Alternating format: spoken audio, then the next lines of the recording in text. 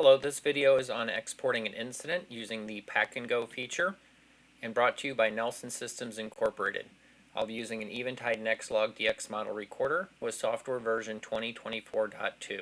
I need to point out that this is a licensed feature. If you are interested in adding this feature to your system, please contact our sales department.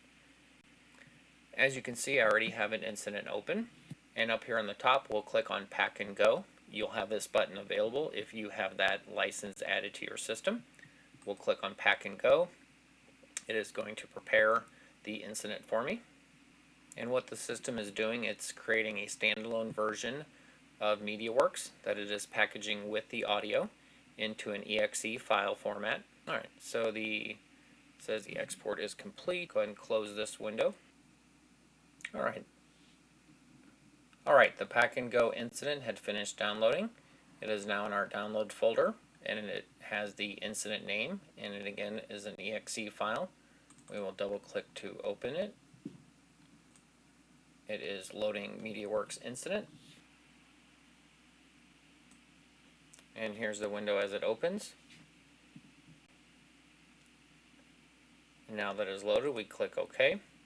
And you can see the user that receives the Pack and Go incident will have an exact copy of the incident like we were seeing in MediaWorks. They cannot add additional records to this as they don't have access to the recorder. These are exported audio clips. They can right click in here and export if they need to WAV files, because again this is in an exe file.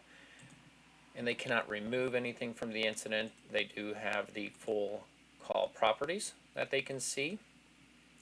So if there's any information on that, they'll have that as well. This concludes the video. Thank you for watching.